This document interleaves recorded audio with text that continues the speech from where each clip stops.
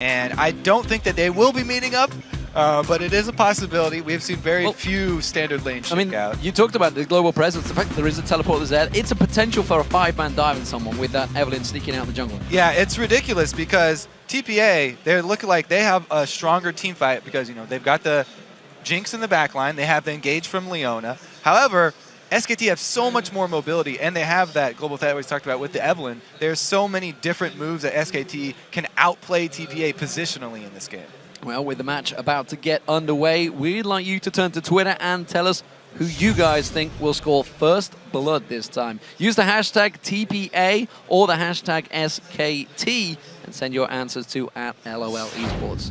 What are you thinking on this one? There's a lot of abilities. We saw a level 1 fight in an OMG Fnatic game. Yeah, I often will give the first blood advantage to the team with Evelynn, but going up against Elise and wins on Elise, I'm just going to go for TPA here. I think they're going to get the first blood. He's an aggressive guy. Aggressive stuff. We'll see how it goes. Taipei Assassins, the Season 2 World Champions, as the blue team starting out here in the All-Star Paris 2014, up against SK Telecom, the reigning World Champions of Season 3, over on the red team. And look at that, the SKT skin playing against SKT. I like the shout out. So here we go. TPA, will they go for that late invade? Ward coming out from Jay very early in towards that top bush. Both defensive wards placed very early. Interesting choice at the top bush there. Very common to drop that ward for one of the buffs, as SKT have done. But it will see any topside late invades here. They're trying. It looks like TPA really do want to go with the standard, sort of quote-unquote new standard, where they do lane swaps. And Jinx definitely does want to go for lane swaps, but SKT do position Shyvana towards the top. You can see that ward has been placed over at that red bush, so they're well aware of the fact that this invade could be coming out. Yeah, SKT are pretty much expecting TPA to invade that red side because, oh, Jinx Leona, you know, we've got a very powerful Lucian Karma lane here, and they've rightly warded the correct bush for them just to protect that red side, expecting the heavy amount of TPA members on that side of the map. Vingy just running scout in that mid lane, keeping the vision, and it is going to be a 5-man from both of these teams. Looks like they're going to be trading, so red buff invade coming out, TPA heading in towards that bush. Although it's looking like SKT up. Whoa! Are they going to start out with dead even on the first blood? I guess that's pretty hard to come up with. 63%. Definitely swinging in SKT favor. Wow, that was fast, guys. That's everybody. And actually looking at the hashtag All-Star, it is flying right now between the two. So, red buff start coming out from Wins. However, it is a blue buff start for Bengi, and he hasn't started out towards that red. He's going to head straight towards there, I believe, as soon as this Wolves camp goes down. They were doing a 2-buff. No, it's going to be a 2-buff start, actually, for SKT. So a little bit of a slower push, but again, they get more experience. They get their second buff coming up quicker. The thing that I do like to see when you go for this strategy is you leave one of the small minions by the first buff that you steal. Because if you leave that small one, you whoa, Faker is having to blow his... All right. Anyway, if you leave one of the small minions by that first blue buff that you steal, a lot of the times the enemy jungler will not check their own blue buff for a good 5 minutes after, and you delay the second spawn by a tremendous amount. However, both teams have cleared out everything. Oh, no, there we go. They are leaving a little one. Faker actually getting caught once again. That Glenelg's doing damage. The blue buff is still untouched by Wins, actually. Hasn't gone back there. Double buff was picked up by Bengi, and they're force stacking on that top turret. Meanwhile, you can see SKT have really only just started to get towards the bottom turret. Yeah, so they went the slow route. As I said, they're leaving the small minion in the enemy buff. TPA opted not to leave it. That's what I was looking at. They're not leaving the small one there. They went for the super fast push, that second wave push, and they got the turret. They are Jinx. They got through the champion reduction damage turret, and now they're trying to get an extra lead here, but SKT are responding, getting everybody up there in time to defend it. Again, we see the difference between the super fast push and the slower 2-buff start here. It costs SKT the early global gold.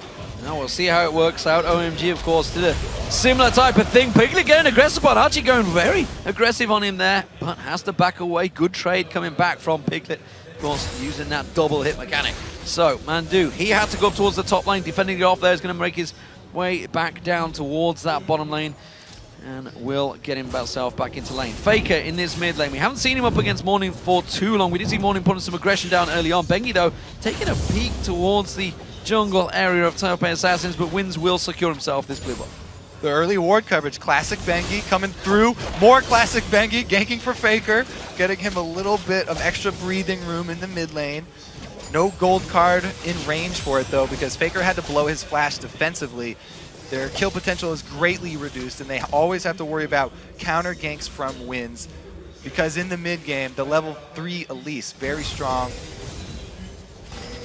BB has now got himself down towards that bottom. We did see Archie teleport down here, has gone back to base, got himself that second Doran's Blade along with the Rejuve bead. So we'll see how that works out for him up against Impact in that top lane, who both of them actually picking up wards as well on their first back here. So BB now in lane up against Piglet. This was the featured matchup we wanted to focus on. We'll see how it develops. They finally do meet up in the bottom lane, and both of them actually still have their turrets, even though we saw the early lane swap. Because SKT, we're not able to get one. Oh, Faker has no flash. Yeah, all right. Take it down a notch. But yeah, because that turret never went down, this is actually normal laning phase for that bottom lane, and we do get to see the matchup.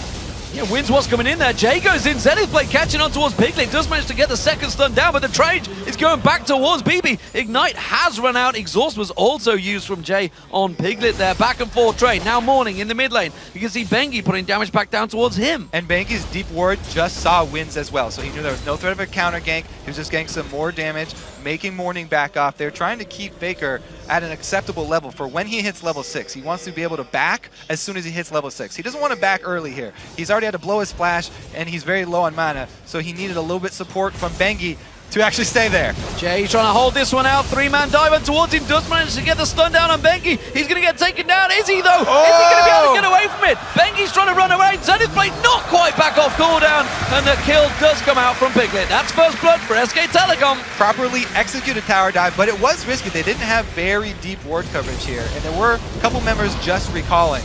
More aggression up top lane, though. First level 6 for Impact, taking advantage of the experience. Archie does take some of that damage, as you mentioned. Has gone for the double Doran's Blade, so needs to be more aggressive, and at the moment Impact doing a very good job at zoning him out. Yeah, this matchup is pretty easily swung because Lee Sin, he really thrives when he is able to spam his Iron Will and spam that lifesteal. He needs to be constantly auto-attacking minions up at the minion line, but because Impact got that first level 6, he was able to shove them off the minion line. And that takes away a lot of the sustain for Lee Sin, which is what the laning Lee Sin really relies on. Wind's coming round, going to try and land that cocoon. Flashes in, does get him down there. He has got flashback available, but is it going to be close enough? No! Morning locks down Faker. That's a kill for the mid lane. Great move there from Wind, trying to take advantage of Faker just before his flash came back up. Jay putting damage down on towards Piglet. That's going to be the chompers coming out. Mandu will step around them. BB trying to return some of that damage, but as at the moment, Piglet with that BF sword has a big advantage down that bottom lane. That's why we're seeing a recall here.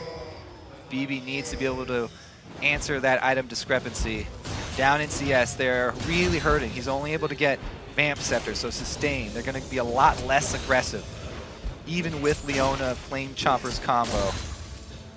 Wins has Morning, just backing off there, getting himself that chalice. That Athene's, of course, being built up by both mid laners. No surprise there. Impact now farming between those two towers in the top lane.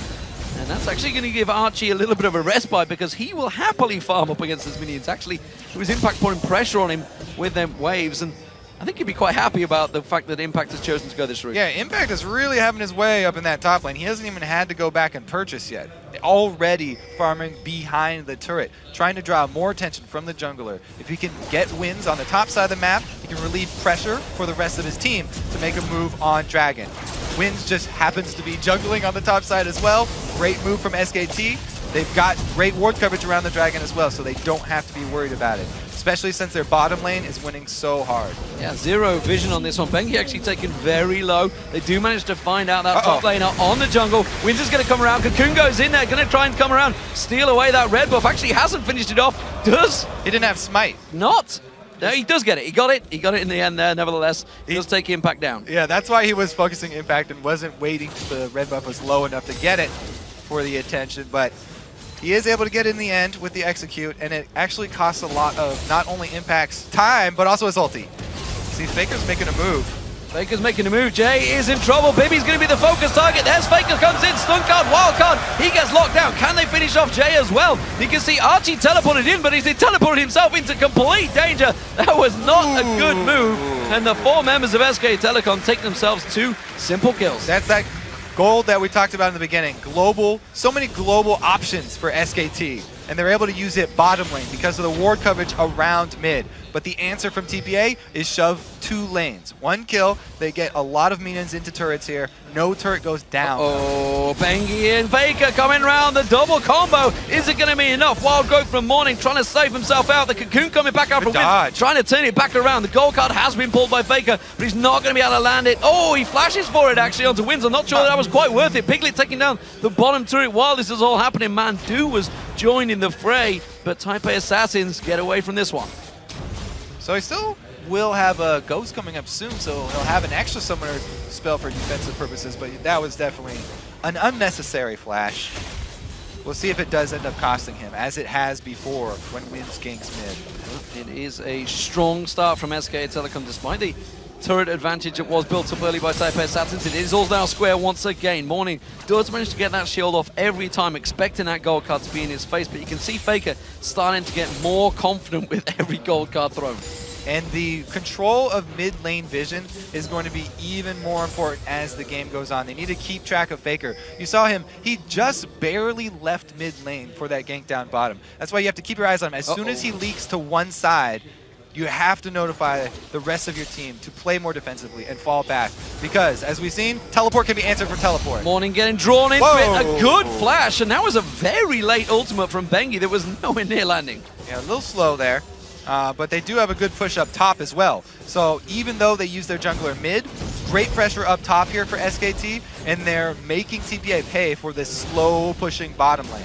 Yeah, you can see Jinx. He is getting farmed down that bottom, but it doesn't matter. Piglet is ahead, and now with another turret going down, that global gold and experience keeps stacking for SK Telecom to now have a 3,000 gold lead. Yeah, it's always a give and take here. Tug of war. You're pushing and pulling on different sides of the map. It's all about where you're allocating your champions because they cannot traverse that distance quick enough here. We'll see what Jinx can get done with her big minion wave that was built up and that the top turret was sacrificed. Very aggressive stuff from Mandu. He's got to be careful he doesn't get this turned around. There's going to be the solar flare and the wild growth bouncing him in there, but the glitter lance misses. Can he get away from this one? The rocket, Super Mega Death Rocket doesn't land. Morning should be able to close the distance here. The glitter lance does finish him off, but Morning's in all sorts of trouble now. Bengi chases, Faker comes in, he's going to land the gold card, the wild card comes through, Bengi takes it with a hate spike. So even though Mandu gets a little too deep there, they're able to capitalize.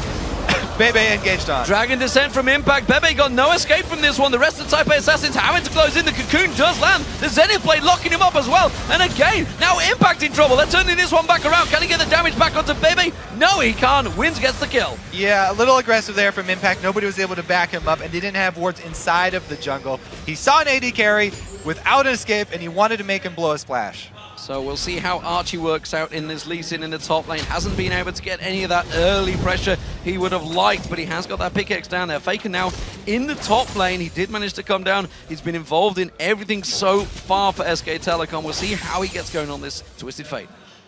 They've done a good job of defending their territory here because TPA against an Evelynn, they want to be able to get wards down inside the jungle camps to be able to see where Bengi is, where he's trying to make his moves from. But since they haven't had any control over the jungle, they haven't been able to get any of these wards down.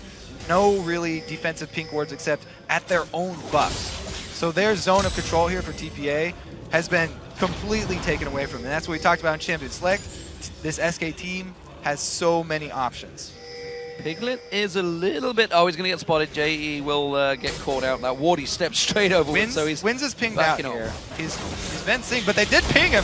Goes straight on towards Faker. Wild Growth usually does not do enough to bounce him in the air, but the Glitter Lance does land. The second one comes through. Faker goes down to Winds. Bengi trying to come back in towards this one. Does manage to get the hate spike down and tries to get his ultimate off, but it's not enough to slow down Winds. Faker was just confident in his ability to juke, I guess. The red ping did go down as Winds was entering from the bottom side, but again, another successful gank from him.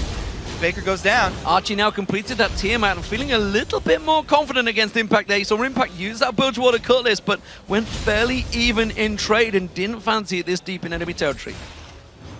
So SKT, even though it's 4-4, with the gold advantage from the extra turrets, as well as the Dragon. However, they've been making some mechanical mistakes. They do not look like the flawless team that everyone is extremely scared of. However, it's been enough this game. They're pulling it off very well, using that mobility advantage that they do have. Well, at the moment, Piglet is going to get joined by his support Mandu. He's going to drive on through. So, Piglet with the big advantage actually starting to develop over BB. BB has finally got himself that BF sword. Again, Wins throwing out the Cocoon, not landing on Faker. They're trying to focus this pairing, Morning and Wins, on Faker. It is doing a fairly good job of shutting him down so far, but you can see the Dragon is now up, and this seems to be the focus of both teams. And Shyvana has actually built Beta the Ruin King first, even though there's not a real strong tank on the enemy team. So Shyvana in this Dragon fight will actually be more damage oriented and is going to be sticking to the carries very easily. If TPA actually take this fight, it's going to be dangerous. SKT already pink warding this Dragon. They're prepping for it. They're trying to get the vision advantage around Dragon before they have to start it off. Well, you're going to get them wards cleared out. Morning in there. Piglet and Bengi making their move back down towards the bottom. Actually, Mandu's off on his own. And actually they're focusing. All the pings from TPA are on this mid turret, and that's where they're going. Faker's forced to back away. Great call from them. They don't want to start that Dragon fight. SKT are too far ahead, and they have the teleport on Shyvana. So instead, they shove up mid, they get some of that gold back, and they take away a lot of that control, where SKT are making a lot of their plays from the mid lane, from Faker, using that mid lane turret as his home base, and then threatening to teleport either top or bottom. Now it's going to be much more difficult for Faker to pull those off. Two top laners are still sitting with teleport. You can see that Archie, it is pronounced Archie, by the way, ladies and gentlemen. I'm aware there is another Archie in Team Fire at the moment, I believe it is, but they are both pronounced the same. They're not the same person, though. I should be clear on that one. Has got himself the Tiamat and the Giant Spell. Dragon, though, being picked up by SK Telecom, and TPA slow to react. Double pink wards for them, give them the confidence. Bengi at half, though. Execute on that rocket, not quite enough. Does land on Bengi, took him pretty low, but nobody was really following through from TPA. And Faker, again, he's rotating up top. He went through his own jungle this time. And there it is, the ulti. Does manage to flash away. Has he got far enough away? The kick does not land. He's trying to knock upon Faker. Faker does land the gold card. Archie in all sorts of trouble. Will go down from this one. You can see he had the support coming around, but it was not there quick enough, and that was a good, clean gank from SK Telecom.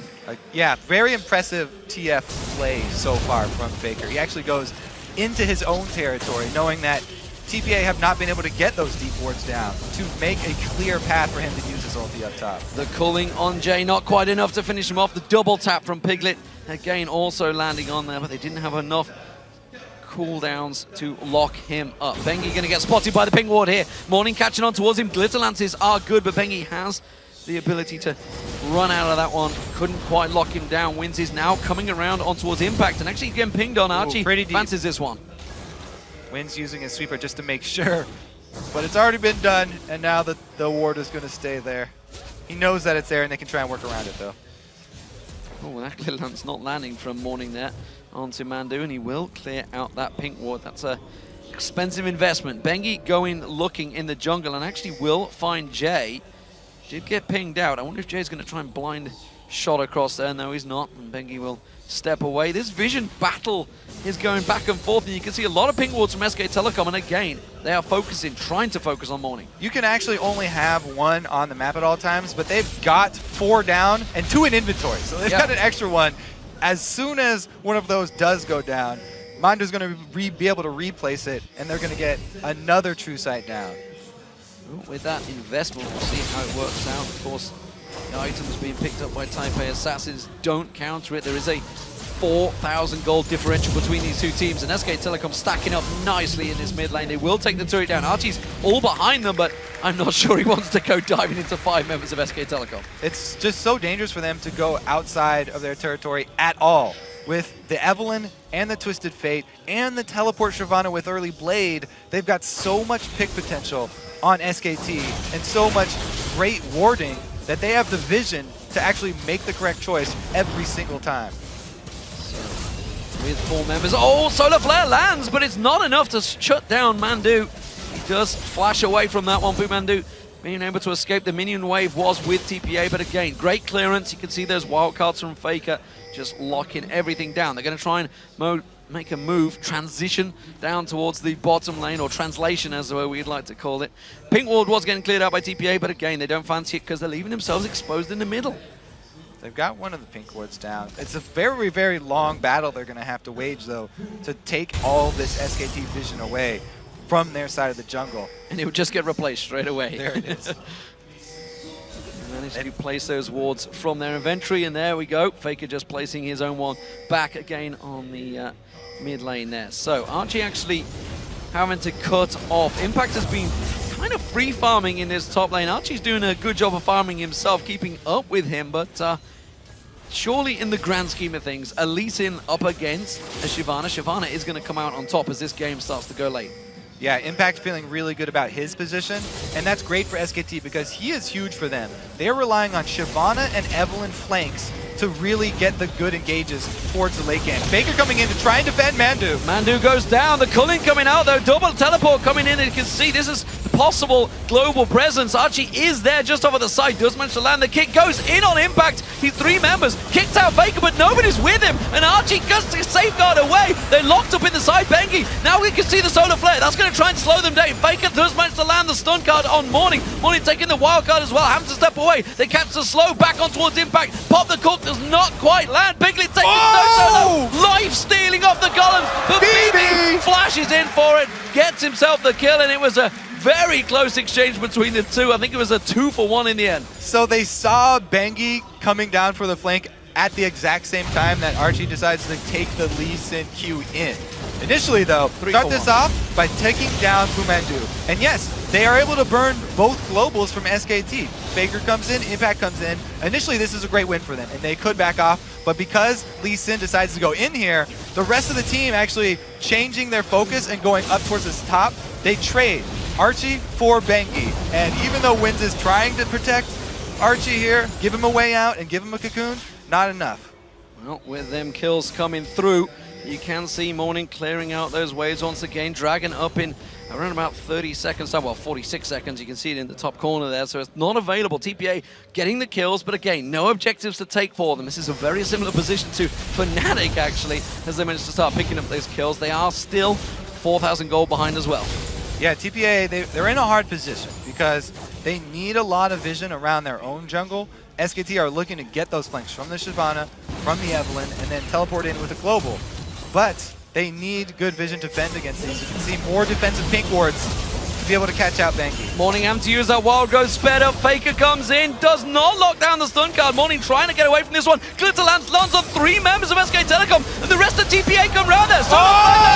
Jay goes deep on this one. Bengi taken so low, but they didn't get a kill from it. Impact gets caught out there. Archie does go down. SK Telecom so low, fleeing from this one. They're going to turn it back around. Piglet gets himself in. Repel. He's got nowhere to go. No racer available. Goes back in, gets himself a kill for the process. Faker finishes it off though, and that was a 2-for-1 this time to SK Telecom, and they will get the Dragon. Exciting ending, but yeah, it's Jungler going down for support, so SKT, after the pick, they are finally rewarded with not only an extra kill, but as well the Dragon, and that's what we're talking about. They start the fights out middle, and then they bring in Faker for the guaranteed engage. Faker hasn't even been starting these with the Messiah-type plays where he would need a Zhonya's. He's not initiating, he's following up the initial fight, and just coming in with the gold card, with the Death Cap Rush, so he's got more ability power to take somebody out as soon as he arrives for the secondary engage.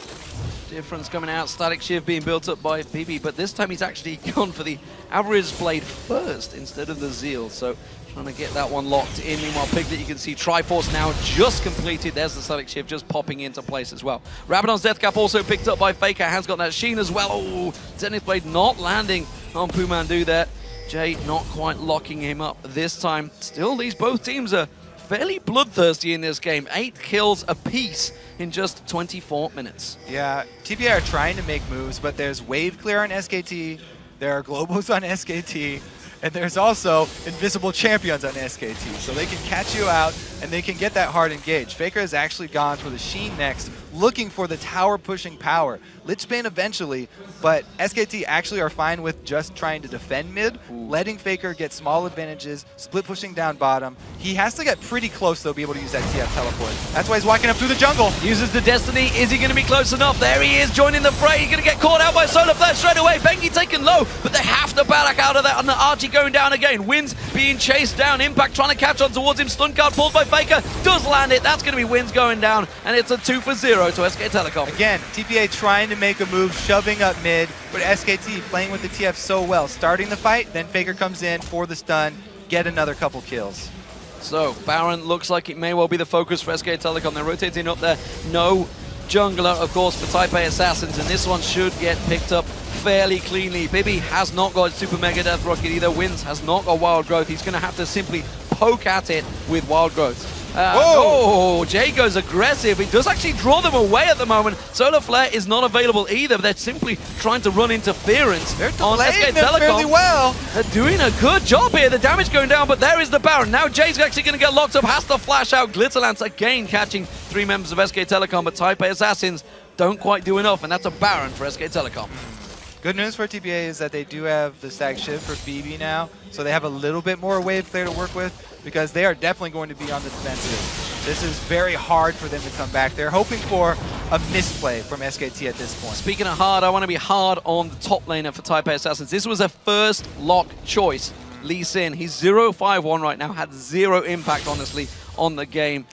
And you got to question that first pick. Impact himself, you're right, has been doing quite well up there, rushing that Blade of the Ruined King. We saw him when he got that early level 6 and he was shoving Lee Sin off of the minion wave. There was so much presence lost for TPA up there. But again, we talked about how much SKT were bringing with all the globals of the Evelynn plus the Twisted Fate. They've done such a great job playing with the entire team, not just the isolated top lane. So, Mundu and Bengi in that mid lane, keeping the waves clear, keeping the vision down, as pink wards they had all down have been fairly well cleared out by Type A Assassins. Type A Assassins themselves have got some pretty good vision along the river, so they have a good idea of where SK Telecom are going to be, but they need to play the defensive game right now. This is a Baroned up SK Telecom. It's down to them to make the next move. Not only is it Baroned up SK Telecom, they've got a very strong power spike right now. Dual items for their tank. They've got the AD carry with Trinity Force and Bloodthirster for Lucian. His burst is crazy right now. He's even added an elixir on top of that because they want to make the most of this Baron buff. We'll see how many towers they can actually get. They might be able to crack one of the inhibitor turrets. Going with that split push, 1-3-1 style split push. Blade Shyvana that does have teleport. And as we mentioned, Faker trying to get that turret damage going. Lichbane, third item.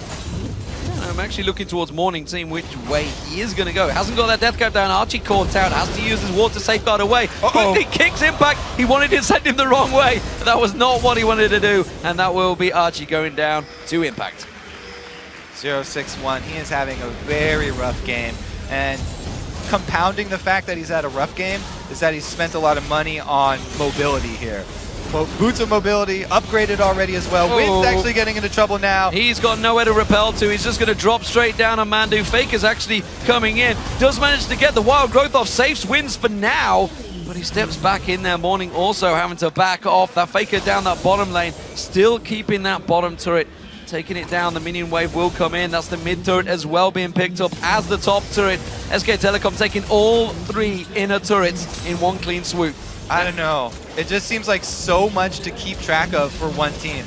An Evelynn in itself is already ridiculously hard. It's almost a team effort that you have to do to keep track of her. And then adding a TF into that you also have to keep track of. SKT have just pulled out all the moves in this first game. Fantastic movement. That's going to be in second inhibitor turret going down as SK Telecom pounce on through. A double kill being picked up on Impact. Destruction Derby coming out from SK Telecom now. That's 2 inhibitors down. They're just going to push on for the win here against the Type A Assassins. They started well in the lane phase, but it's just not enough to teak up with the reigning world champions. Faker gets himself the final kill. Archie having a torrid time here. 0-7-1. That is why you don't pick the world champion skins against them. You have to back it up with some